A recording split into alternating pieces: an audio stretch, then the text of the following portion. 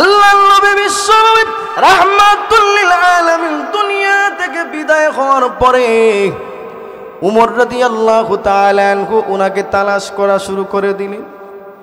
নবী তো বলেছেন ওয়াইস আল কুরুনি আসবেন, ওয়াইস আল কুরুনি কখন আসবেন এই চিন্তার মধ্যে আছি। এমনিতেই দেখা যায় ওয়াইস আল কুরুনির মা দুনিয়া থেকে বিদায় হয়ে গেছেন। ইন্তেকাল করার পরে ওয়াইস আল কুরুনি নবীকে দেখার জন্য আসবেন। উনি জানেন না নবী যে মৃত্যুবরণ করে গেছেন, নবী মৃত্যুবরণ করে ফেলছেন, উনি জানেন না। এমনিতে আল্লাহ নবী রাহমাতুল লিল আলামিনের মৃত্যুর সংবাদ যখন শুনলেন, শোনা মাত্র তিনি পাগল পারা হয়ে গেলেন। বড় আশা করেছিলাম নবীকে দেখবো, মা তো ইন্তেকাল করে গেছেন, নবীকে দেখবো গিয়ে।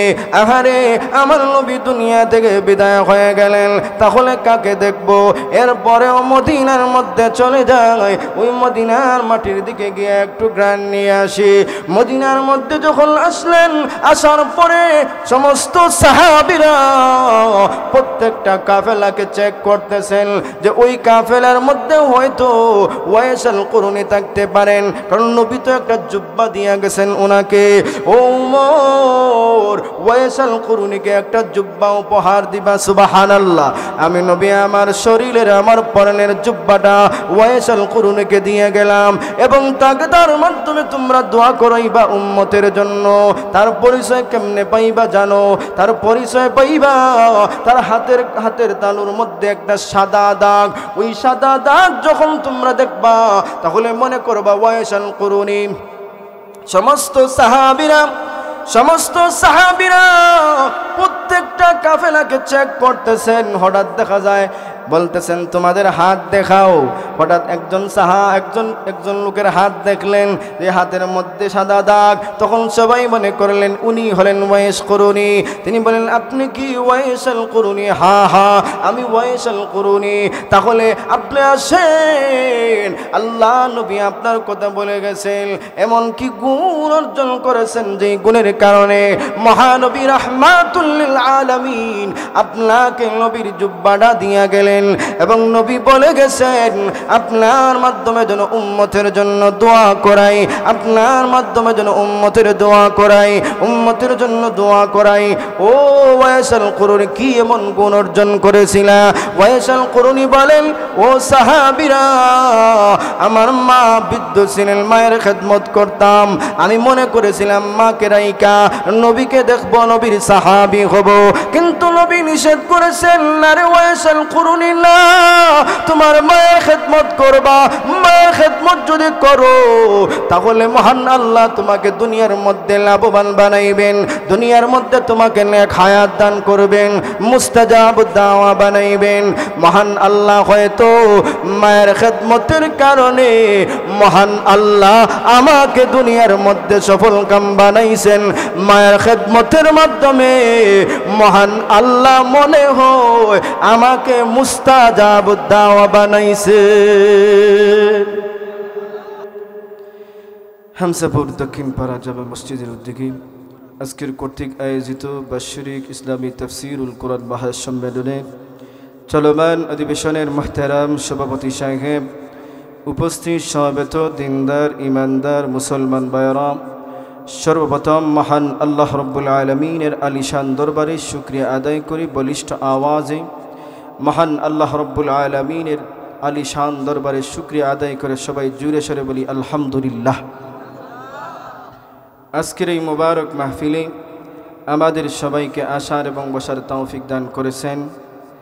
দুনিয়াবি সমস্ত কাজ থেকে ফারিক করে গুনাহের পরিবেশ থেকে রক্ষা করে মহান আল্লাহ রব্বুল আলামিন আমাদেরকে যাচাই করে বাছাই করে আজকের মুবারক মাহফিলে আসার তৌফিক দিছেন।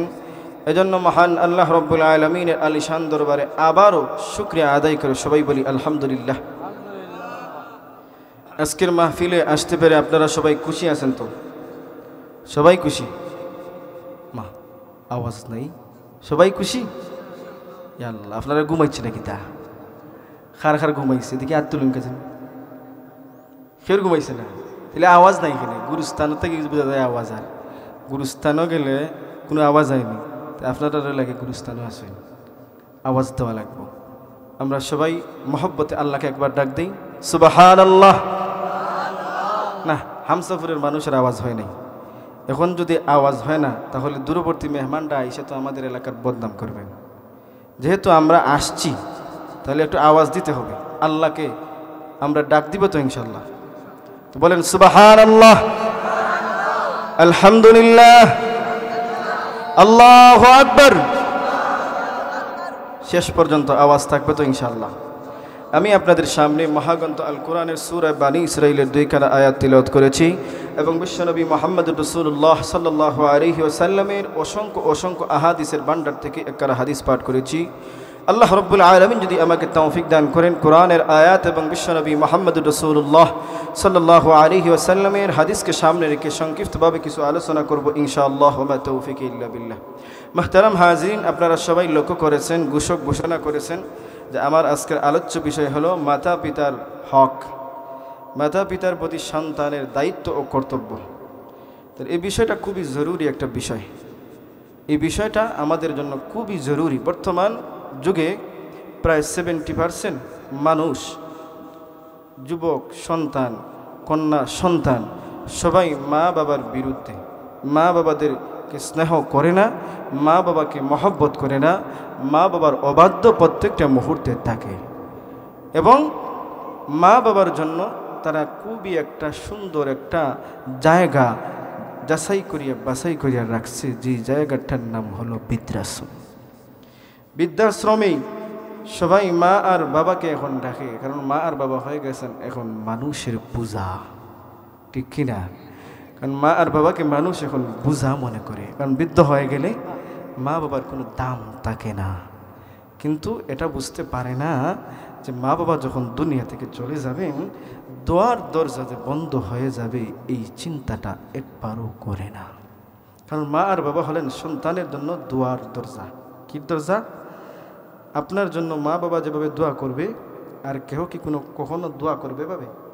নিজের স্ত্রী, নিজের ভাই, নিজের বোন, নিজের শ্বশুরি, নিজের শাশুড়ি, এই শ্বশুর, তারা কখনো এইভাবে কখনো মা বাবার মতো দোয়া করবে না। কিন্তু আমরা মা বাবাকে মহব্বত করি না। আল্লাহ রব্বুল আলামিনের হকের পরে আল্লাহ রব্বুল আলামিন দুনিয়ার মধ্যে একটা ফরজ বিধান রাখছেন, ফরজ হক, যেটা হলো মা বাবার প্রতি ভালো আচরণ করা, মা বাবার সাথে সুন্দর আচরণ করা, মা বাবার খেদমত করা। আল্লাহ ফরজ করে দিয়েছে। আল্লাহর পরে যেই হক, সেই হকটা হলো মা বাবার সাথে ভালো আচরণ করা। কিন্তু আমাদের সমাজে এখন যত সময় যাচ্ছে, বৃদ্ধাশ্রম বাড়তেছে, মা বাবার প্রতি অবহেলা বাড়তেছে, মা বাবার প্রতি প্রত্যেকটা মুহূর্তে খারাপ মনোভাব বাড়তেছে। মা বাবাকে সম্মান করে না, মা বাবাকে ভালোবাসে না, মা বাবাকে প্রত্যেকটা মুহূর্তে ধমক দেয়, মা বাবাকে প্রত্যেকটা মুহূর্তে গালি দিয়েও কথা বলে, বুড়া বেটা আর বুড়া বেটি। মা বাবাকে বুড়া বেটা বলে, বুড়া বেটি বলে, কিন্তু একবার চিন্তা করে না এই দুনিয়ার মধ্যে যে আসার মাধ্যম হলেন মা আর বাবা। আসার মাধ্যম কে? আসার মাধ্যম হলেন মা আর বাবা, যার মাধ্যমে তুমি দুনিয়ার মধ্যে আসলা। এখন যদি ওই মা আর বাবার সাথে খারাপ আচরণ করো, ওই মা আর বাবার প্রতি যদি তুমি খারাপ নজরে তাকাও, তাহলে দুনিয়ার মধ্যে অবশ্যই লাঞ্ছিত, অপমানিত হবে। কারণ এই মা বাবা এত পাওয়ারফুল মা বাবার হক। এই মা বাবার সাথে যদি মা বাবার চেহারার যদি একবার নেক নজরে তাকায়, আল্লাহর নবী রাহমাতুল্লিল আলামিন বলেন, কবুল হজের সওয়াব বান্দার আমল নামার মধ্যে মহান আল্লাহ দান করেন। আরো আসতে কোন সুবহানাল্লাহ। কারণ যাদের টাকা নাই, পয়সা নাই, যারা হজের মধ্যে যাইতে পারি না আমরা, যাদের মা আর বাবা আছেন, মা বাবার চেহারার দিকে যদি নেক নজরে তাকান, আল্লাহ রাব্বুল আলামিন আপনার আমলনামার মধ্যে ওই মুহূর্তে সাথে সাথে আল্লাহ কবুল হজের সওয়াব দান করবেন। নবীর সাহাবী জিজ্ঞাসা করেন, ইয়া রাসূলুল্লাহ, ইয়া হাবিবাল্লাহ, ওগো আল্লাহর নবী রাহমাতুল লিল আলামিন, যদি মা আর বাবার দিকে সারাটা দিন তাকাই, যতবার তাকাইব ততবার কি আল্লাহ আমার আমল নামার মধ্যে মকবুল সওয়াব দান কর, মকবুল হজের সওয়াব দান করবেন। নবী বলেন হ্যাঁ হ্যাঁ হ্যাঁ অবশ্যই, যতবার তাকাবে ততবার মহান আল্লাহ বান্দার আমল নামার মধ্যে মকবুল হজের সওয়াব আল্লাহ দান করবেন। তাহলে এখন মা বাবার দিকে তাকাবো তো আমরা সবাই? আমাদের তৌফিক নাই, আমরা তো যাইতে পারি না, অনেকে তৌফিক নাই, ইচ্ছা আছে তৌফিক নাই, কিন্তু আমাদের ঘরের মধ্যে ওই মকবুল হজ কবুল হজের সওয়াব আমাদের সামনে প্রত্যেকটা মুহূর্তে থাকে। তাহলে মা আর বাবার দিকে আমরা প্রত্যেকটা মুহূর্তে চাইব তো ইনশাআল্লাহ, ইনশাআল্লাহ। ও ভাইরা আমার, আল্লাহ রাব্বুল আলামিন আমার তেলাওয়াতকৃত আয়াতের মধ্যে 1 নম্বরে হক দিয়েছেন। যে হকটা হলো আমি আল্লাহ রাব্বুল আলামিনের ইবাদত 1 নম্বরে করব। কার ইবাদত? হুজুরে কোন? আল্লাহর ইবাদত করা লাগবে 1 নম্বরে। যে আমারও ইবাদত করার পর তোমরা মা বাবার সাথে সুন্দর আচরণ করো। আল্লাহ রাব্বুল আলামিন আয়াতের মধ্যে প্রথমে বলছেন 1 নম্বরে হক। বিভিন্ন আয়াতের মধ্যে এইভাবে আল্লাহর হকের কথা প্রথমে বলেছেন, কারণ আল্লাহ তো আমাদের রব, আল্লাহ তো আমাদের খালিক। খালিকের ইবাদত 1 নম্বরে করবা। 2 নম্বরে যার মাধ্যমে দুনিয়ার মধ্যে আসছো তার খেদমত করবা, তার সাথে ভালো আচরণ করবা। তার সাথে যদি ভালো আচরণ করো তাহলে আমি আল্লাহ খুশি হইয়া আমি আল্লাহ রাব্বুল আলামিন তোমাদের জন্য দুনিয়ার জীবনে সফলতা এবং আখিরাতের জীবনে সফলতা রাখবো। সেই সফলতা হলো আমি আল্লাহর তৈরি জান্নাত। আর জুরে কন্যা সুবহানাল্লাহ। নবীর সাহাবী আয়েশা নবীর কাছে জিজ্ঞাসা করেন, ইয়া রাসূলুল্লাহ, আল্লাহর হকের পরে কার হক? নবী তখন বলেন, তোমাকে কি বলবো কার হক?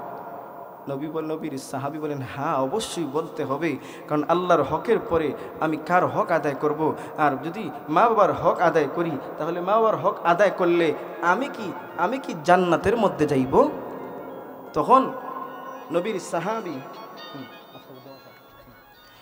সাহাবী তখন বর্ণনা করেন, নবীর সাহাবী যখন জিজ্ঞাসা করেন, وعن أبي أمامة رضي الله تعالى عنه أن رجلا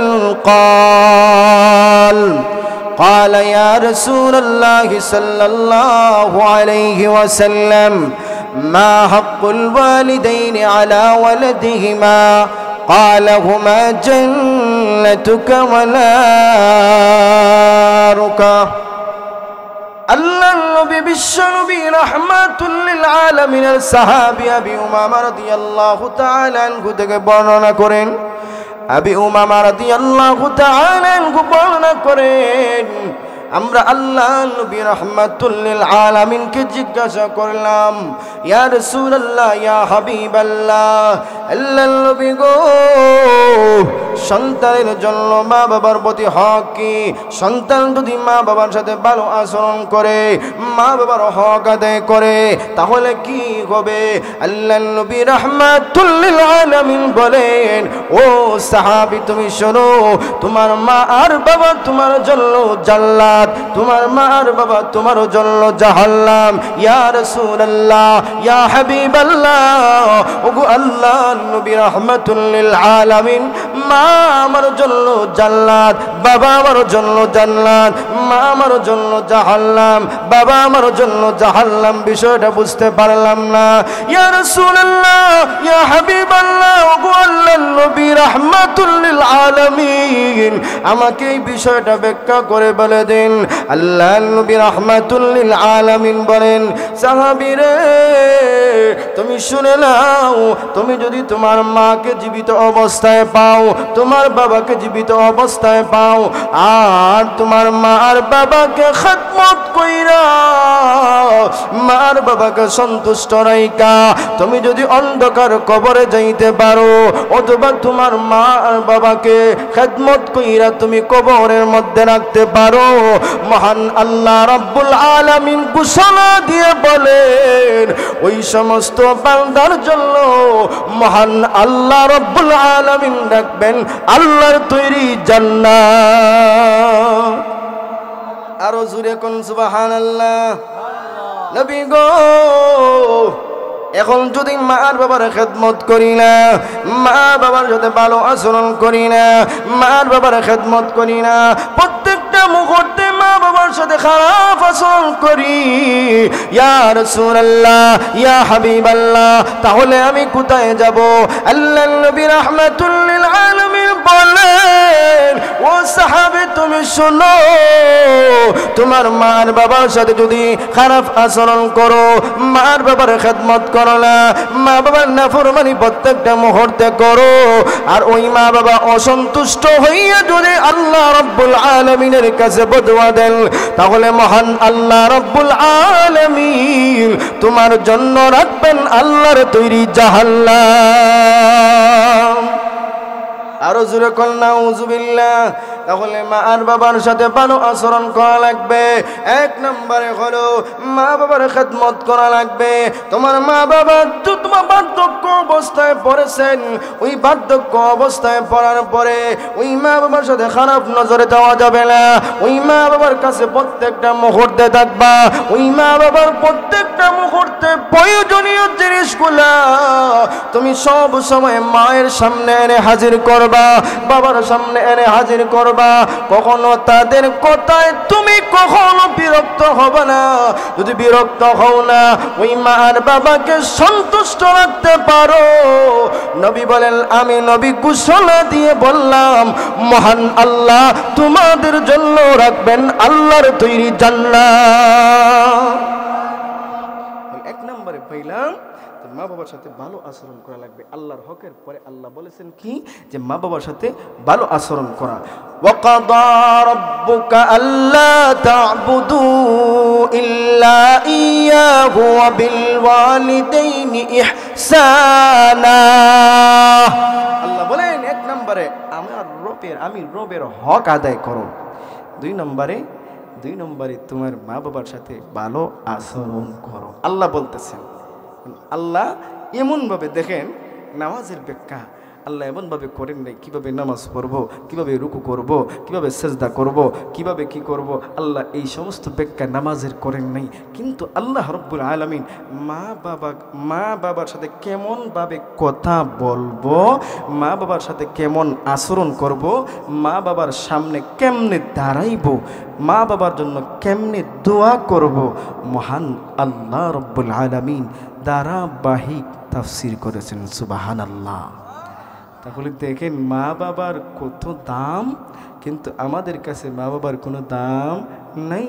আমাদের দাম কি, আমরা বেশি দাম দিই শ্বশুর আর শাশুড়িরে, কারণ মনে করি উনি আমাদের আসল মা আসল বাবা। কিন্তু না, এদেরও হক আছে, এদেরও দায়িত্ব পালন করা জরুরি।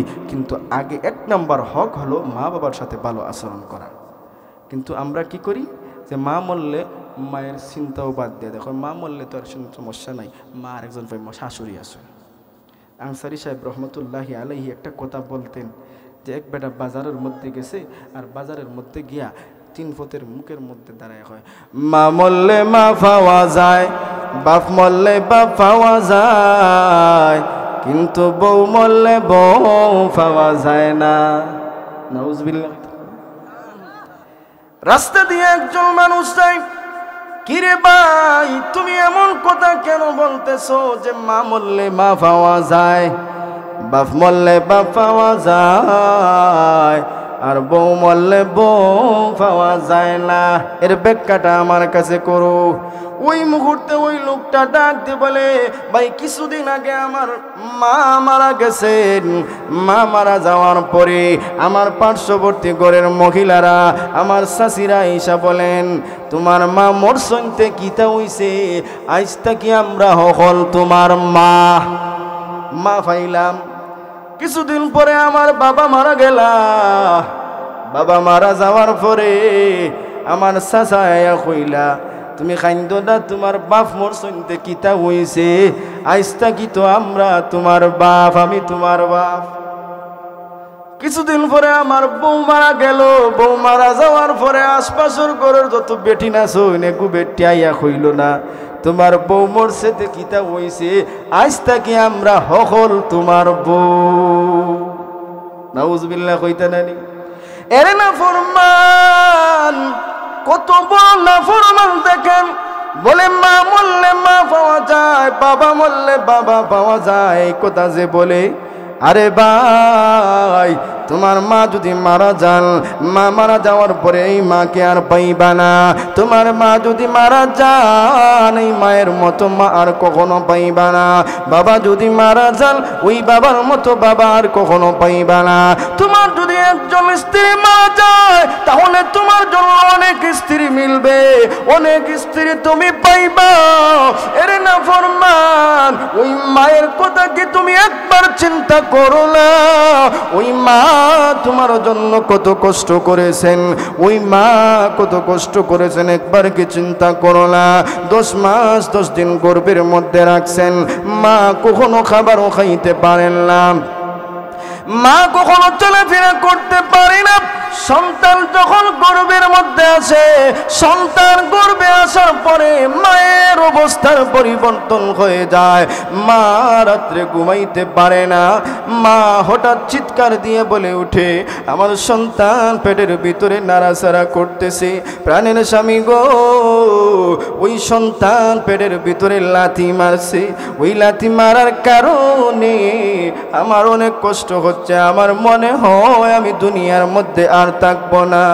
আমার সন্তান নাড়াচাড়া করতেছে, কিন্তু যখন সন্তান হঠাৎ নাড়াচাড়া বন্ধ করে দেয়, মা পাগল পারা হয়ে যায়, ডাক্তারের কাছে বারবার যায়। আমার পেটের ভিতরের সন্তান তো নাড়াচাড়া করতেছে না, ডাক্তার সাহেব একটু চিকিৎসা করে দেখেন, আলট্রাসোনোগ্রাফি করে দেখেন আমার সন্তান কে সুস্থ আছে। যখন ডাক্তার বলে না তোমার সন্তান সুস্থ আছে, মা শান্তিদের মধ্যে থাকে। এরে বাবা, তুমি একটা চিন্তা করো, একটা বার চিন্তা করো, ওই মা তোমার জন্য কত কষ্ট করেছেন, নিজে না খায়া নিজে না ফিন দেয়া। ওই মা সন্তানের জন্য সব কিছু উজাড় করে দিয়েছেন। মা সন্তানকে গর্ভের মধ্যে ধারণ করেছেন। ভূমিষ্ঠ হওয়ার সময় যখন আসে, ওই মুহূর্তে মা সবার কাছ থেকে বিদায় নেয়, স্বামীর কাছ থেকে বিদায় নেয়, শ্বশুর শাশুড়ির কাছ থেকে বিদায় নেয়। ও আমার প্রাণের স্বামী, আজ আমি দুনিয়া থেকে যদি বিদায় হয়ে যাই, তাহলে তোমার সাথে যে এতদিন চলাফেরা করেছি, তোমার সাথে এতদিন জীবন যাপন করেছি, মেহেরবানি করে আমাকে মাফ করে দিও। শ্বশুর শাশুড়ির কাছ থেকেও বিদায় নেই, হয়তো আমার জন্য আজকের দিনটা হবে শেষ দিন। ও আমার স্বামী, আমাকে মাফ করে দিও। মা সন্তান ভূমিষ্ঠের যখন হয়, ওই ভূমিষ্ঠের সময় পেটের ব্যথা, এত ব্যথার কারণে মা মাটির মধ্যে পড়ে চিৎকার করে আর বলে, স্বামী গো, আর মনে হয় আমি আর বাঁচবো না, হয়তো আজ আমার দুনিয়া থেকে বিদায় হওয়ার সময় চলে এসে গেছে। ও স্বামী, মেহেরবানি করে আমাকে মাফ করে দিও। এইভাবে মা সন্তানের দিকে চায়, সন্তানের এই কষ্টের দিকে চায়, আর মা কষ্টের মধ্যে থাকতে থাকে। যেই মুহূর্তে সন্তান ভূমিষ্ঠ হয়, আর ভূমিষ্ঠ হইয়া সন্তান যখন কান্না করতে দেরি, মা যখন কান্না শোনা মাত্র মা সন্তানের চেহারার দিকে তাকাইয়া মা সাথে সাথে ওই সমস্ত কষ্টগুলা মুহূর্তেই মা সব কিছু ভুলে যায়। কারণ সন্তানের চেহারার দিকে তাকাইয়া ওই মুহূর্তে মা সমস্ত কষ্টের কথা ভুলে যায়। সন্তানকে চুমু দিয়া সন্তানের দিকে তাকায়, সন্তানকে এই মুহূর্তে দেখে লালন পালন শুরু করে দে, সন্তানকে মায়ের বুকের দুধ পান করায়, সন্তানকে ওইভাবে মা পেশাব পায়খানা সব কিছু পরিষ্কার করে সন্তানের সমস্ত যাবতীয় প্রয়োজনীয় ব্যবস্থা করে দে।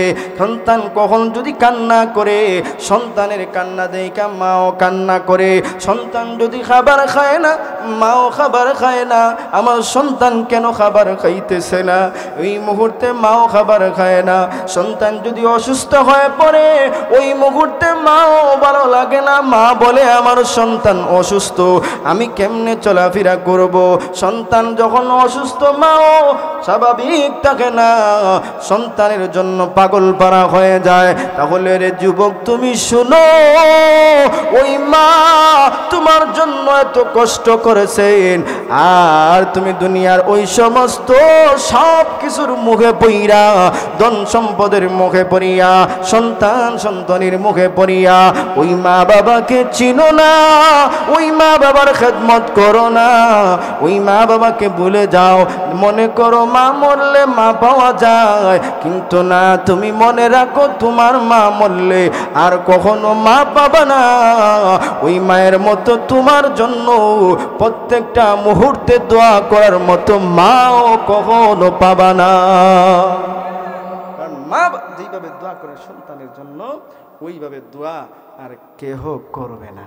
কারণ আপনি যদি একজনের কাছে দোয়া চান, একবার, দুইবার, তিনবার, চারবার দোয়া করবে, পাঁচবার আর করবে না। তো আপনি যদি বাড়ি থেকে বাহির হয়ে যান, বাড়ি থেকে বাহির হলে মায়ের শান্তি নাই, মায়ের শান্তি নাই, ভিতরে অশান্তি। আমার সন্তান বাড়ি থেকে বাহির হইছে, কিভাবে মসজিদের মধ্যে যাচ্ছে, কিভাবে মাদ্রাসার মধ্যে যাচ্ছে, কিভাবে তার গন্তব্যস্থানে যাচ্ছে, একটাই চিন্তা প্রত্যেকটা মুহূর্তে মায়ের থাকে। কারণ আমরাও মাহফিল করিয়া রাত্রে যখন বাড়িতে যাই, বাস্তব কথা বল, সবাই ঘুমে, কিন্তু দরজার মধ্যে নাড়া দিতে দেখি দরজা খুলে গেছে, আম্মা বোয়াত। এইভাবে কি কেউ বসবে? কেউ বসবে না। তাহলে কেন আমরা মা বাবার কদর করি না? তাহলে কেন মা বাবার কদর করি না? ও যুবক, ওই মা বাবা মারা গেলে খাবার দাও। মা বাবা তোমার প্রস্রাব পায়খানা পরিষ্কার করেছেন, বৃদ্ধ হওয়ার পর জমজমের পানি মনে কইরা তুমি ওই মা বাবার প্রস্রাব পায়খানা পরিষ্কার করো, দেখবা এর দাম দুনিয়ার মধ্যেও থাকবে, আখিরাতের মধ্যেও থাকবে। যারা মা বাবার খেদমত করেছে অবশ্যই অবশ্যই দুনিয়ার মধ্যে সফল কাম হয়েছে। কোনো কিছুই ছিল না, কিন্তু মা বাবার দোয়ায় দেখা যায় অনেক টাকা পয়সার মালিক। নিজের বাস্তব নিজের চোখে দেখা। তাহলে মা বাবার দোয়া নিবেন তো ইনশাআল্লাহ? সবাই নিবে তো ইনশাআল্লাহ? হাত তুলেন, হাত তুলেন। আল্লাহ তুমি কবুল করে নাও, আল্লাহ তুমি কবুল করে নাও, সবাই বলেন আমিন। ওই মা বাবা তোমার কাপড় দৌত করেছেন ছোট্ট অবস্থায়, তুমিও মা বাবার কাপড় দৌত করো। যদি মা বাবার খেদমত করো তাহলে মহান আল্লাহ দুনিয়ার মধ্যে তোমার নেক হায়াত আল্লাহ বাড়াইয়া দিবেন। সুবহানাল্লাহ। বাস্তব একটা ঘটনা বলি, মুসলিম শরীফের হাদিস। ওয়াস করণীর কথা আসছে। ওয়াস করণী উনি মায়ের খেদমত করতেন, মা বৃদ্ধ, কিন্তু নবীকে দেখার বড় ইচ্ছা, নবীকে দেখার বড় ইচ্ছা, কিন্তু মায়ের খেদমত সামনে বাধায় হয়ে দাঁড়াইছে। কেমনে মাকে রাইকা নবীকে দেখতে যাব? ওয়াস করণী ওই মুহূর্তে নবীর কাছে চিঠি লিখে পাঠালেন, ইয়া রাসূলুল্লাহ, ইয়া হাবিবাল্লাহ, ওগো আল্লাহর নবী রাহমাতুল লিল আলামিন, আপনি যদি অনুমতি দেন তাহলে আমি আপনাকে দেখার জন্য আসব, আপনার কাছে আসব, আইসা আপনার সাহাবী হব, সাহাবীর এই গুণটা আমি অর্জন করব। নবী বললেন বাড়িতে কি তোমার মা আছেন? হ্যাঁ, আমার মা বৃদ্ধ, আমার মা বৃদ্ধ, মায়ের খেদমত প্রত্যেকটা মুহূর্তে করতে হয়। নবী বলেন আমার কাছে আসা লাগবে না, সাহাবীও হওয়া লাগবে না, মায়ের খেদমত করো। আরো আসতে কোন সুবহানাল্লাহ। দেখেন নবীর সাহাবী হইতে নবী দেন নাই, নবী বলছেন মায়ের খেদমত করো। তাহলে দেখেন কত দাম। ইয়া রাসূলুল্লাহ, ইয়া হাবিবাল্লাহ, ওগো আল্লাহর নবী রাহমাতুল লিল আলামিন, আমার বড় ইচ্ছা আপনার সাহাবী হব, আপনার সামনে দাঁড়াইয়া আপনার চেহারাটা দেখব, আপনার চেহারাটা কেমন, আপনার চুলগুলা কেমন, আপনার চোখগুলা কেমন, আপনার হাতগুলা কেমন, আপনার বডিটা কেমন। নবী গো, আপনার মুস্কি হাসিটা কেমন, আমি দেখতে চাই, আমি দেখতে চাই। নবী গো আমাকে অনুমতি দিন, অনুমতি দেন। নবী বলেন, নবী জবাবে বলেন, ওয়াইস করুন রে, তুমি আসতে হবে না, আসতে হবে না, মায়ের খেদমত করো। নবী অসুস্থ হয়ে গেলেন, অসুস্থ হয়ে গেলেন। মৃত্যুর পূর্ব মুহূর্তে আল্লাহ নবী রাহমাতুল লিল আলামিন উমর রাদিয়াল্লাহু তাআলা আনহু, আলী রাদিয়াল্লাহু তাআলা আনহুকে ডাক দিলেন, ওমর রে, আমার এক পাগলা আশিক যার নাম ওয়াইস করুনি, ওই ওয়াইস করুনিকে তোমরা, ওই ওয়াইস করুনি যখন যদি কখনো যদি আমার মৃত্যুর পরে আসে, তাহলে তোমরা তার খেদমত করবা, আর তাকে দিয়া তোমরা উম্মতের জন্য দোয়া করাইবা। নবী গো উনি তো সাহাবিও না, সাহাবিও না, তাহলে উনাকে দিয়ে কেন দোয়া করাইব? তখন নবী বলেন, সাহাবীরা তোমরা শুনো, ওই ওয়াইস করুনি আমি নবীকে দেখার জন্য বড় পাগল পারা ছিল, কিন্তু মায়ের খেদমতের জন্য আমি নবী নিষেধ করেছিলাম, ওয়াইস করুনি রে তুমি আসতে হবে না, আসতে হবে না, মায়ের খেদমত কইরো, মায়ের খেদমত কইরো। মায়ের খেদমত যদি করো তাহলে তুমি দুনিয়ার মধ্যে সফল কাম হয়ে যাবা, মুস্তাজাব দাওয়া হয়ে যাইবা। নবী গো উনি কি মায়ের খেদমতের মাধ্যমে মুস্তাজাব দাওয়া হয়েছেন? হ্যাঁ হ্যাঁ, মুস্তাজাব দাওয়া হয়েছেন মায়ের খেদমতের মধ্যে, মায়ের খেদমতের মাধ্যমে মুস্তাজাব দাওয়া হয়েছেন। দোয়া করা মাত্রই মহান আল্লাহ ওই দোয়ার সাথে সাথে কবুল করে নেন, দোয়া করা মাত্রই মহান আল্লাহ দোয়ার সাথে সাথে কবুল করে নেন। এমন পাওয়ারফুল মানুষ, এমন পাওয়ারফুল আল্লাহর ওলি হয়ে গিয়েছিলেন ওয়াইস করুনি। আল্লাহর নবী বিশ্বনবী রাহমাতুল লিল আলামিন দুনিয়া থেকে বিদায় হওয়ার পরে উমর রাদিয়াল্লাহু তাআলা আনহু উনাকে তালাশ করা শুরু করে দিলেন। নবী তো বলেছেন ওয়াইস আল কুরুনি আসবেন, ওয়াইস আল কুরুনি কখন আসবেন, কখন আসবেন এই চিন্তার মধ্যে আছি। এমনিতেই দেখা যায় ওয়াইস আল কুরুনির মা দুনিয়া থেকে বিদায় হয়ে গেছেন। ইন্তেকাল করার পরে ওয়াইস আল কুরুনি নবীকে দেখার জন্য আসবেন। উনি জানেন না নবী যে মৃত্যুবরণ করে গেছেন, নবী মৃত্যুবরণ করে ফেলছেন, উনি জানেন না। এমনিতে আল্লাহ নবী রাহমাতুল লিল আলামিনের মৃত্যুর সংবাদ যখন শুনলেন, শোনা মাত্র তিনি পাগল পারা হয়ে গেলেন। বড় আশা করেছিলাম নবীকে দেখবো, মা তো ইন্তেকাল করে গেছেন, নবীকে দেখবো গিয়ে। আহারে আমার নবী দুনিয়া থেকে বিদায় হয়ে গেলেন, তাহলে কাকে দেখবো? এরপরেও মদিনার মধ্যে চলে যায়, ওই মদিনার মাটির দিকে গিয়ে একটু গ্রান নিয়ে আসি। মদিনার মধ্যে যখন আসলেন, আসার পরে সমস্ত সাহাবীরা প্রত্যেকটা কাফেলাকে চেক করতেছেন যে ওই কাফেলার মধ্যে হয়তো ওয়াইস আল কুরুনি থাকতে পারেন, কারণ নবী তো একটা জুব্বা দিয়ে গেছেন ওনাকে।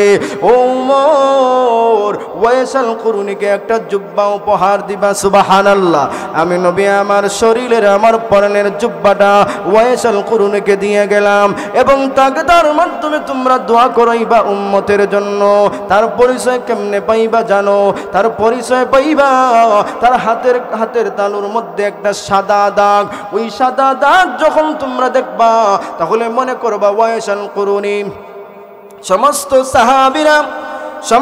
সাহাবীরা প্রত্যেকটা কাফেলাকে চেক করতেছেন। হঠাৎ দেখা যায় বলতেছেন তোমাদের হাত দেখাও। হঠাৎ একজন লোকের হাত দেখলেন যে হাতের মধ্যে সাদা দাগ। তখন সবাই মনে করলেন উনি হলেন ওয়াইস কুরুনি। তিনি বলেন আপনি কি ওয়াইস আল কুরুনি? হ্যাঁ হ্যাঁ আমি ওয়াইস আল কুরুনি।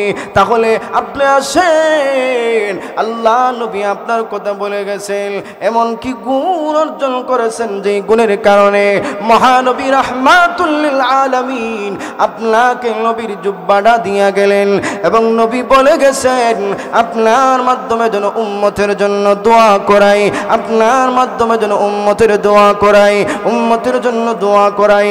ও ওয়াইসাল কুরুনি কি এমন গুণ অর্জন করেছিলা?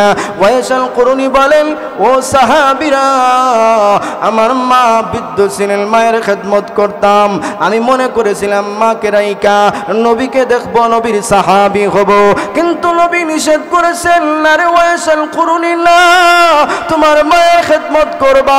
মায়ের খেদমত যদি করো তাহলে মহান আল্লাহ তোমাকে দুনিয়ার মধ্যে লাভবান বানাইবেন, দুনিয়ার মধ্যে তোমাকে নেক হায়াত দান করবেন, মুস্তাজাব দাওয়া বানাইবেন।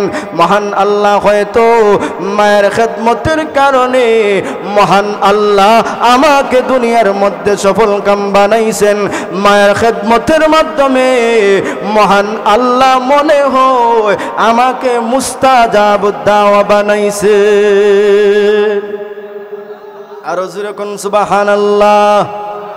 ওই মায়ের খেদমত করার কারণে উনি মুস্তাজাব দাওয়া হয়েছেন, এমন কি নবী উনাকে জুব্বাও দান করেছেন। সুবহানাল্লাহ। উম্মতের জন্য উনি দোয়া করছেন, কারণ মুস্তাজাব দাওয়া হাত তোলা মাত্রই মহান আল্লাহ দোয়া কবুল করবেন। সুবহানাল্লাহ। এখন আসুন, মায়ের এত মহব্বত কেন? মায়ের মহব্বত সন্তানের জন্য, কারণ মা তো সন্তানকে পেটের মধ্যে রাখছে, গর্ভের মধ্যে রাখছে। কারণ পৃথিবীর কোনো মায়ের সাহস নেই, বুকের মধ্যে এমন শক্তি নাই সন্তানকে কবরের মধ্যে দাফন করবে, এমন কোনো মা দুনিয়ার জমিনে নাই। কারণ মা সন্তানকে তো মহব্বত করে, মায়ের প্রতি মহান আল্লাহ সন্তানেরও ভালোবাসা দিয়েছেন, সন্তানের প্রতিও মায়ের ভালোবাসা দিয়েছেন। কোনো মা কখনো সন্তানের কষ্ট হয় এটা চায় না। সন্তান যদি দুনিয়া থেকে বিদায় হয়ে যায়, মা পাগল পারা হয়ে যায়। সবাই একবার দুইবার কান্না করলে মা হাজারবার কান্না করে রাত্রে ঘুমায় না, খায় না। কারণ আল্লাহ নবী রাহমাতুল লিল আলামিন বলেন, আল্লাহ রাব্বুল আলামিন সমস্ত মা জাতিদেরকে নিষেধ করেছেন তারা যেন কবরের পাশেও যায় না, কবরের পাশে যেন না যায়। কারণ বাবাকে আল্লাহ এই ধৈর্য শক্তি দিয়েছেন, সন্তানকে কবরের মধ্যে সন্তানের লাশটাকে নামাইতে পারবে, সন্তানের লাশটাকে কবরে রাইকা বাবা দুইটা হাত দিয়ে কবরের দুই পারে উঠতে পারবে। কিন্তু পৃথিবীর মধ্যে এমন কোনো মা নাই সন্তানকে কবরের মধ্যে রাইকা, ওই সন্তানকে কবরের মধ্যে রাইকা কবরের দুই পাশে হাত দিয়া কখনো কবর থেকে উঠতে পারবে না। ওই মা সন্তান হারানো ব্যথায়, সন্তানের কষ্টে ওই কবরের মধ্যে লাশ হয়ে যাবে, মা কখনো উঠতে পারবে না। পৃথিবীর মানুষরা রে, তাহলে ওই মায়ের খেদমত কেন করো না? ওই মাকে কেন কষ্ট দাও? ওই মা তোমার জন্য পাগল পারা। মা কখনো সন্তানের কোনো কষ্ট হোক এটা চায় না, সন্তানের জন্য প্রত্যেকটা মুহূর্তে দোয়া করে।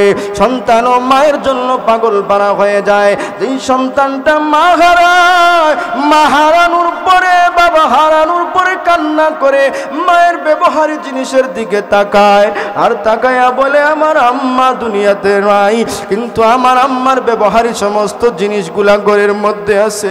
মায়ের ব্যবহারিক জিনিসের দিকে তাকায় আর তাকায়া বলে ও আম্মা তুমি দুনিয়ার মধ্যে নাই, তোমার কাপড়টা আছে গো আম্মা, তুমি দুনিয়ার মধ্যে নাই, তোমার সমস্ত ব্যবহারিক জিনিসগুলো আছে।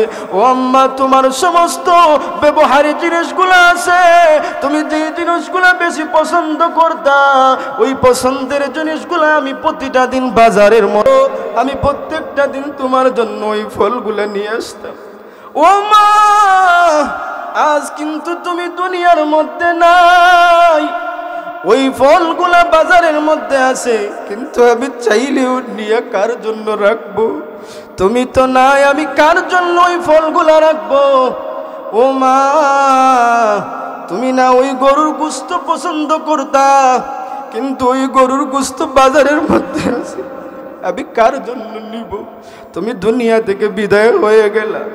এমনিতেই সন্তান বাবার জন্য কান্না করে, বাবা গত বছর তোমাকে নিয়ে মাহফিলের মধ্যে গেছি, তুমিও মাহফিলে বৈশা আমার সাথে তুমি ওয়াজ শুনছো, কিন্তু আজ তুমি অন্ধকার কবরে। আজ আমি মাহফিলে ওয়াজ শুনতেছি, তুমি অন্ধকার কবরে।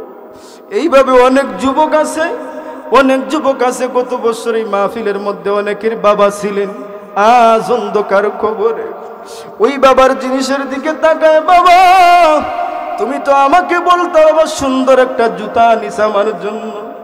আজ তো এই জুতাগুলো আনার মতো সামর্থ্য আমার আছে, কিন্তু বাজারে অনেক দামি দামি জুতা আছে, আমি আনবো, কিন্তু আইনা আমি কাকে এই জুতাগুলো দিব?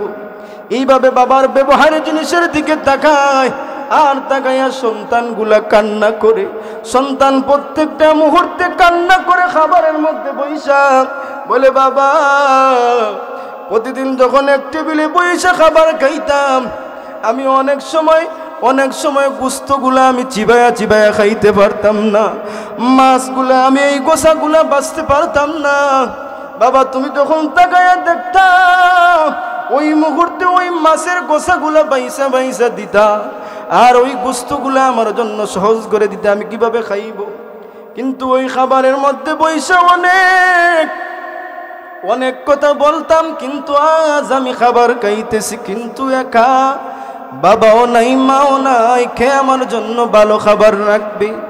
এইভাবে অনেক সন্তানও আফসোস করে, অনেক সন্তান ইফতারের মধ্যে বইসাও কান্না করে, বাবা আমি ইফতার করতেছি, গত বছর রমজানে ইফতার করলাম, কিন্তু আজ ইফতার করব, কিন্তু তুমি নাই, তুমি তো অন্ধকার কবরে, আমি কাকে নিয়ে ইফতার করব?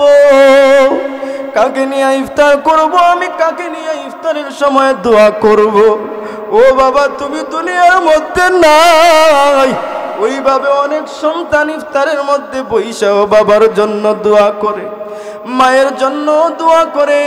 ও সন্তানেরা একটু ভিতরটারে নরম করো, ভিতরটারে নরম কইরা ওই মায়ের জন্য বাবার জন্য প্রত্যেকটা মুহূর্তে দোয়া করো। যাদের মা নাই বাবা নাই, তারা বুঝতে পারে মা হারানো ব্যথা। ঘরের মধ্যে যায় সবাই মায়ের সাথে, অনেক প্রতিবেশী যারা আছে অনেকের মা আছে, ওই মায়ের কাছে যায়, গিয়ে আদর নেয়, মা আদর করে, বাবা আদর করে। ঈদের দিন ঈদের নামাজ পড়া ঘরের মধ্যে যায়, প্রতিবেশী সবাই অনেকের মা অনেককে মহব্বত করে ঈদের সালাম দেয়, কিন্তু ঘরের মধ্যে গিয়ে দেখে মা নাই বাবা নাই, ভিতরের মধ্যে অশান্তি শুরু হয়ে যায়, আর কান্না করে আমার বাবা নাই, আমার মা নাই।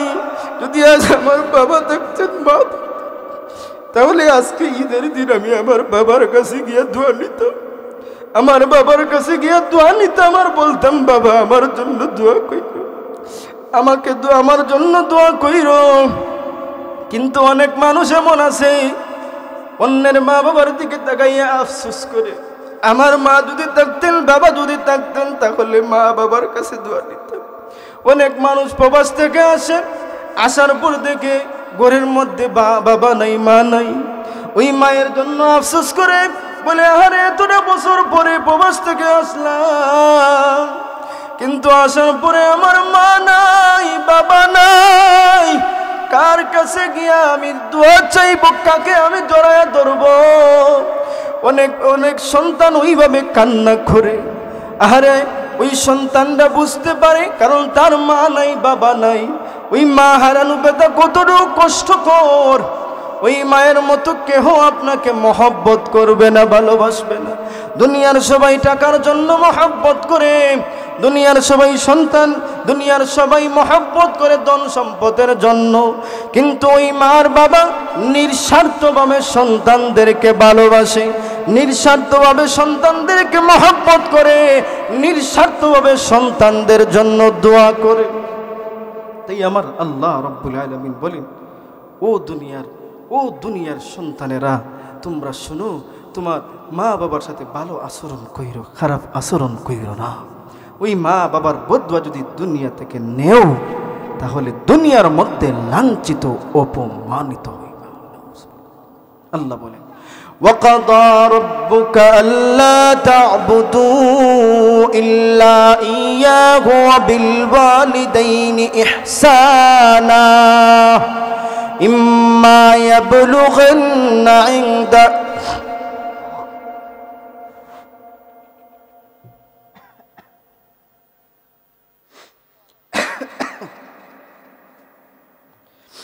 وقضى ربك ألا تعبدوا إلا إياه وبالوالدين إحسانا আল্লাহ রাব্বুল আলামিন এক নম্বরে বলছেন যে মা বাবার সাথে ভালো আচরণ করো আর আমি আল্লাহ রাব্বুল আলামিনের হক আদায় করো। আল্লাহ আরেক আয়াতে বলেন ওয়া'বুদুল্লাহা ওয়া লা তুশরিকু বিহি শাইআ ওয়া বিল ওয়ালিদাইনি ইহসানা। আল্লাহ আরেক আয়াতের মধ্যে এই কথাই বলছেন যে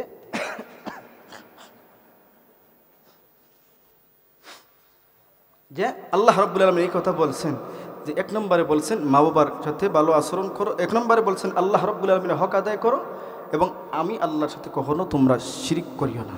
দুই নম্বরে আবার বলছেন ওয়াবিল ওয়ালিদাইনি ইহসানা, যে মা বাবার সাথে ভালো আচরণ করো। এরপরে আল্লাহ রাব্বুল আলামিন বলেন যে তোমরা যদি তোমাদের মা আর বাবাকে বার্ধক্য অবস্থায় দুজনের মধ্যে কোনো একজনকে পাও তাহলে তোমরা তাদের সাথে খারাপ আচরণ করিও না। ফালা তাকুল্লাহুমা উফ, তাদেরকে কখনো তাদের উপর কখনো নারাজ হইয়া অসন্তুষ্ট হইয়া তাদেরকে উফ শব্দ বলিও না।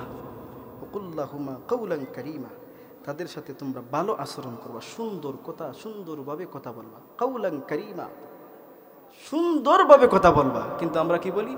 দমক দিয়া কথা বলি। আল্লাহ রাব্বুল আলামিন পরে মা বাবার জন্য দোয়া করার কথাও বলেছেন ওয়াখফিজ লাহুমা জানাহাজ যুল্লি মিনার রাহমাহ ওয়া কুর রাব্বিরহামহুমা কামা রাব্বায়ানি সগীরা। আল্লাহ রাব্বুল আলামিন বলে দিয়েছেন তোমরা তোমার মা বাবার সামনে তোমরা বিনয়ের ডানাকে একবারে নত করে দাও আর ওই মা বাবার জন্য প্রত্যেকটা মুহূর্তে দোয়া করবা। প্রভু গো, ওই মা বাবা আমাকে যেভাবে লালন পালন করেছেন তুমিও আমার মার বাবাকে লালন পালন কইরা। সুবহানাল্লাহ। কেমনে লালন পালন করবা? কারণ মা বাবা তোমার জন্য প্রত্যেকটা মুহূর্তে কষ্ট করেছেন, তুমিও কষ্ট করবা। মা বাবা তোমার সামনে প্রত্যেকটা মুহূর্তে সব কিছু উজাড় করে দিছেন। মা বাবা তোমার জন্য প্রত্যেকটা মুহূর্তে দোয়া করেছেন, তুমিও মা বাবার জন্য প্রত্যেকটা মুহূর্তে দোয়া করবা। রব্বিরহামহুমা কামা রাব্বায়ানি সগীরা। আল্লাহ আমার মার বাবাকে তুমিও কদর করিও, আমার মা বাবাকে তুমি লালন পালন করিও। অর্থাৎ আমার মা আর বাবা দুনিয়ার জীবনে মা বাবাকে তুমি শান্তিতে রাখো এবং আখিরাতের জীবনে কবরের মধ্যেও আল্লাহ আমার মার বাবাকে শান্তিতে রাখো। সুবহানাল্লাহ। আল্লাহ রাব্বুল আলামিন দুয়াও শিখাইয়া দিয়েছেন। তাহলে দেখেন মা বাবার কতটুকু মা বাবার হক দামি। এখন যদি মা বাবার সাথে খারাপ আচরণ করেন, মা বাবার জন্য যদি আপনি কথাও শুনেন না, মা বাবার জন্য প্রত্যেকটা মুহূর্তে যদি আপনি বুঝা হয়ে যান যে মা বাবা আমার জন্য বুঝা হয়ে গেছেন, এক কথা যদি মনে মনে ভাবেন তাহলে দুনিয়ার মধ্যে লাঞ্ছিত হইবেন। জুরাইজ রহমতুল্লাহি আলাইহি আল্লাহর একজন ওলি, উনি নামাজের প্রতিদিন নামাজ পড়তেন, নেক আমল প্রতিটা দিন নফল নামাজ করতেন। জঙ্গলের মধ্যে প্রতিটা দিন একটা গোর বানাইছেন, ওই গোর বানাইয়া ওই জায়গার মধ্যে নফল ইবাদত করতেন। উনার মা এক এসে ঘরের মধ্যে ডাকছেন, জুরাইজ দরওয়াজাটা খুলো। উনি নামাজ পড়তেছেন, মা ডাকছেন, জবাব দেন নাই। তৃতীয় দিন আবার এসে ডাকছেন, জবাব দেন নাই। তৃতীয় দিন ডাকছেন, জবাব দেন নাই। কারণ যদি ওই মুহূর্তে নফল ইবাদতে থাকেন আর ওই মুহূর্তে যদি মা বাবা ডাক দেন, ওই মুহূর্তে নফল ইবাদত চাইরা, নফল নামাজ চাইরা মা বাবার ডাকে সারা দেওয়া আপনার জন্য ওই মুহূর্তে ওয়াজিব। কারণ জুরাইজ রহমতুল্লাহি আলাইহি উনি ফকিহ ছিলেন না। ফকিহ না হলে ওই সময় তো ওই বিষয়ে মাসালা উনি জানতেন না। কারণ ওই মুহূর্তে আপনি নামাজের মধ্যে আছেন, কিন্তু আপনার ছোট্ট সন্তান, এটা মনে করেন এই পাশে পুকুর আছে, ছোট্ট সন্তান পুকুরের মধ্যে পড়ে যাইতেছে, তো ওই মুহূর্তে কি আপনি নামাজ পড়তেন না? এই সমস্ত নামাজ ভেঙে গিয়ে এই সন্তানটাকে আপনাকে হেফাজত করতে হবে। ওই মুহূর্তে দেখেন তাকাইয়া, ওই মুহূর্তে আপনি নামাজের মধ্যে আছেন, নামাজের মধ্যে থাকা অবস্থায় আপনার সন্তান ফালং থেকে ফরিজার ওই মুহূর্তে গিয়ে আপনি নামাজ থেকে নামাজ ভাঙ্গে গিয়ে ফালং উত্তরে আপনাকে ছেলের সন্তানটাকে ধরতে পারবা। এটা আপনাকে নামাজে এই অনুমতি দেওয়া হয়েছে, কারণ ওই মুহূর্তে নামাজের মধ্যে আসেন, আর নামাজের মধ্যে আসেন ওই মুহূর্তে কিন্তু বড় একটা সাপ, আটালু হাফ, আমরা কি দেখো আটালু হাফ যদি সময় ইয়া ওলা বই থাকে তখন আপনাকে হাফরে হরাইতা নামাজ ভাঙ্গিয়া, কারণ এটা তো আপনার জন্য জানের ক্ষতি করে ফেলবে। তাহলে জুরাইজ রহমতুল্লাহি আলাইহি উনি ফকিহ ছিলেন না, উনি জানতেন না যে মা ডাকছেন, মায়ের ডাকে আমি সাড়া দিতেছি না, আমি নামাজ আমার বড়, উনি মনে করতেছেন। তাহলে আমরা যদি নামাজ ওই সময় নামাজ বড় মনে কইরা নামাজ পড়ি তাহলে আমার জানও থাকতো না, তাহলে আমি কমনে নামাজ শুরু করি। জুরাইজ রহমতুল্লাহি আলাইহির মা ওই মুহূর্তে বদুয়া দিলেন যে তুমি যেহেতু নামাজ পড়তেছো আর দরওয়াজাটা খুলতেছো না, তাহলে আল্লাহ যেন তোমাকে বেশ্যা মহিলার মুখ না দেখাইয়া দুনিয়া থেকে না নেন। আউযুবিল্লাহ। জুরাইজ রহমতুল্লাহি আলাইহি নামাজ পড়তেছেন, উনার মা বিরক্ত হইয়া বদুয়া দিয়া দিলেন, প্রভু গো আমার সন্তান নামাজ পড়তেছে বা ইবাদত করতেছে, কিন্তু আমার ডাকে সাড়া দিতেছে না, প্রভু গো বেশ্যা মহিলার মুখ দেখায়া তার মরণ দিও। হঠাৎ শোনা যায় ওই মুহূর্তে গ্রামের মধ্যে একজন মহিলার একটা ছেলে সন্তান দুনিয়ার মধ্যে আসছে। ওই মুহূর্তে ওই মহিলাকে সবাই জিজ্ঞাসা করে ওই সন্তানটা তুমি কোথায় থেকে পাইলা? ওই মুহূর্তে ওই মহিলাটা ডাক দিয়ে বলে, ওই জায়গার মধ্যে একজন তোমাদের আল্লাহর ওলি আছেন, ওই আল্লাহর ওলির সন্তান হইল এইটা। ওই আল্লাহর ওলি আমার সাথে খারাপ কাজ করেছে, জিনা করেছে, ওই জিনার সন্তান হইল, ওই সন্তানটা হলো জিনার সন্তান, জুরাইজের সন্তান। ওই মুহূর্তে সবাই মনে করে যে আমরা তো সবাই মনে করেছিলাম ওই জুরাইজ বড় একজন আল্লাহর ওলি, এখন দেখি উনি বড় শয়তান। সবাই এখন গালি দেয়, এমনভাবে গালি দেওয়া শুরু করছে, গালি দিয়া উনাকে এমনভাবে হাতও তুলছে, উনার শরীরের মধ্যে হাতও তুলছে, ইবাদতখানাটাকেও ভেঙ্গে দিয়েছে। ওই মুহূর্তে জুরাইজ বলে, তোমরা কেন আমার উপর তহমত তুলতেছো? আমি তো এমন খারাপ কাজ করি নাই, এর প্রমাণ কি তোমরা পাইতে চাও? সাথে সাথে জুরাইজ রহমতুল্লাহি আলাইহি ওই সন্তানের পেটের মধ্যে আঘাত করে বলেন, তুমি বলো তোমার বাবাকে। ওই সময় মহান আল্লাহ ওই ছোট্ট সন্তানের জবানটা আল্লাহ খুলে দিয়েছেন। আরো জোরে কোন সুবহানাল্লাহ। ওই মুহূর্তে ওই সন্তান ডাকতে বলে, ও এলাকার মানুষেরা তোমরা শোনো, ওই যে রাখাল দেখতেছেন ওই রাখালটা হলো আমার বাবা, আর ওই জুরাইজ যিনি উনি হলেন আল্লাহর ওলি, উনার কোনো দোষ নাই, উনার সাথে আমার মায়ের কোনো সম্পর্ক নাই। তোমরা অনর্থক উনার প্রতি তহমত তুলেছো, উনি আল্লাহর ওলি। ওই মুহূর্তে জুরাইজ রহমতুল্লাহি আলাইহি ডাক দিয়ে বলেন, না কোনো সমস্যা না, আমি বুঝতে পারেছি কেন আমার উপরে এই তহমত উঠেছে। এটা হলো আমার মায়ের বদুয়ার কারণে। আমার মায়ের বদুয়া মহান আল্লাহ কবুল কইরা আমাকে দুনিয়ার মধ্যে লাঞ্ছিত করেছে। তাহলে মায়ের বদুয়া দুনিয়ার মধ্যে সাথে লাগে। তাহলে ওই মা বাবার সাথে খারাপ আচরণ করা যাবে? ওই মা বাবাকে কষ্ট দেওয়া যাবে না। ওই মা বাবাকে কষ্ট দিলে কি হবে?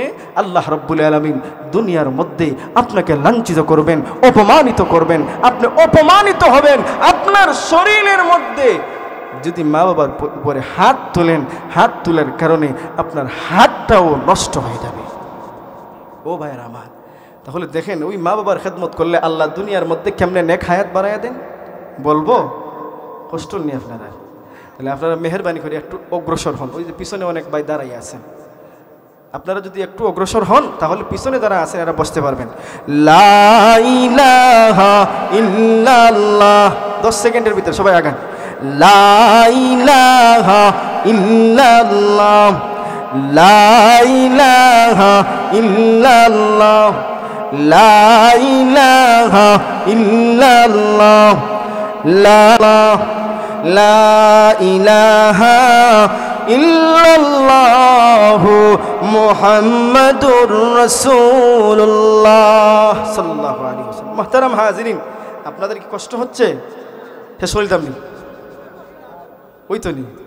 তাহলে আপনারা আজকের মাহফিলের প্রধান অতিথি হযরত মাওলানা মুফতি আফতাবুজ্জামান মুস্তাফি সাহেব এসে উপস্থিত। 20 মিনিটের ভিতরে ইনশাআল্লাহ উনি আসবেন। উনি আসার আগ পর্যন্ত চলক নাকি?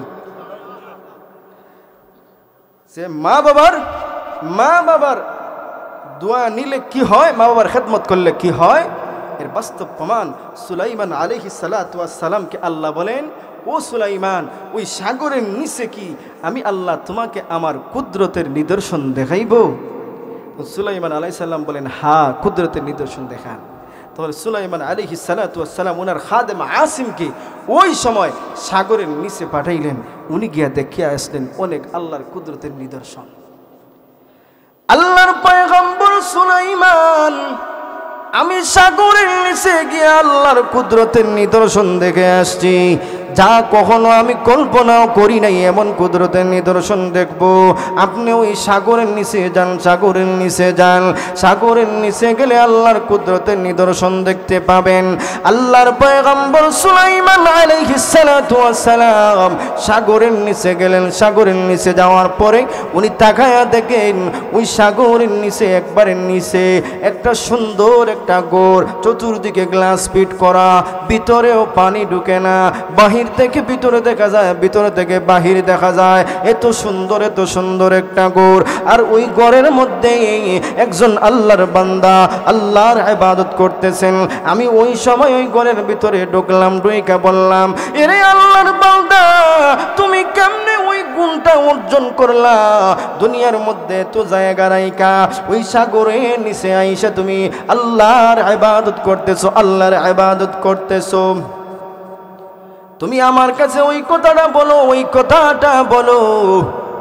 এমনিতেই ওই যুবক ডাক দিয়ে বলে, ওগো আল্লাহর পয়গম্বর সুলাইমান, আমি ওই জায়গার মধ্যে 200 বছর ধরে আল্লাহর ইবাদত করতেছি। সুবহানাল্লাহ। আরো আস্তে কোন? 200 বছর যাবত ওই জায়গার মধ্যে মহান আল্লাহর ইবাদত করতেছি। কেমনে তুমি এই গুণটা অর্জন করলা? ওগো আল্লাহর পয়গম্বর সুলাইমান, আমার মার বাবা বার্ধক্য অবস্থায় মার বাবাকে পেয়েছিলাম। ওই মার বাবার খেদমতটা আমি প্রত্যেকটা মুহূর্তে করেছিলাম। ওই মা বাবার খেদমত কইরা ওই মা বাবাকে আমি ওই মার বাবাকে প্রত্যেকটা মুহূর্তে খুশি রাখছি। ওই মা বাবার খেদমত করেছিলাম।